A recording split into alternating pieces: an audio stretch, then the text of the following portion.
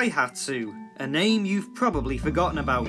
Known for its small cars in the 90s, now consigned to oblivion after falling on its arse and pulling out of Europe in the noughties. But there's always one good car that breaks the mould and slips through the net. And here it is. The Terios small 4x4 ran from 1997 to 2006 and still seems quite promising today as a cheap off-roader that's actually quite capable.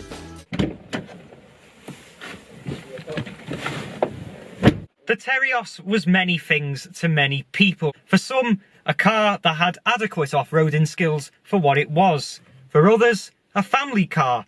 And for everyone, well, a car that was quite tall and quite narrow than anything else that was offered at the time. Its commanding driving position came along just as everyone was wanting a commanding driving position. If you're wanting a used car that has a back-to-basics feel about it, well, look no further than the Terios. It is literally, well, there's nothing in here at all. It comes with quite a gay horn, if you're allowed to say that these days, and nothing much else. You've got to go higher up for a used SL grade model for air conditioning. This is the mid-range model, and it was basically the Z-Tech of its time, with alloy wheels, electric windows, parking sensors and a small amount of storage. But the white analogues still look fresh today. Comment below what car this radio is taken from and you'll have an idea of one of the cars I'll be reviewing next. Put it into off-roading mode and the Terios just does its thing.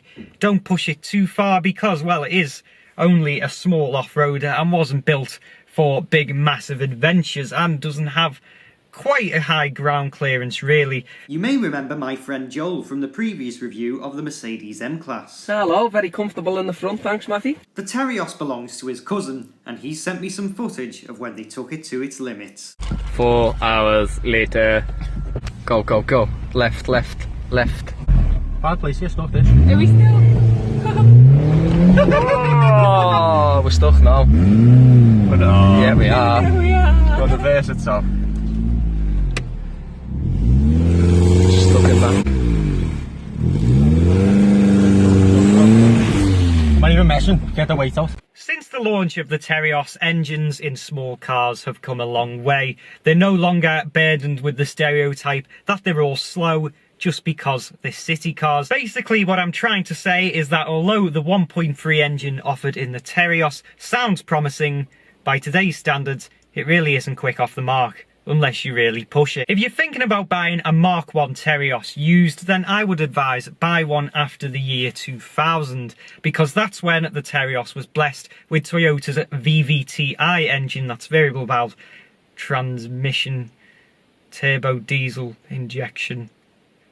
Yeah. Anyway, that gave the Terios a quicker 0 to 60 time and improved MPG. When it comes to practicality, the Terios is a spacious car, but because this one's so filthy from all the off-roading it's been doing, there'll be no shot of the boot or identical twin legroom test today. If you're in the market for a small off-roader, then the Terios makes perfect sense. Unlike the Suzuki Ignis, for example, Daihatsu actually tried to make an off-roader and, well, they succeeded without biting off more than they can chew. This shaped Terios was on the market for nearly 10 years, so finding a used one might be tricky if you're looking for an early model, but shouldn't be too bad.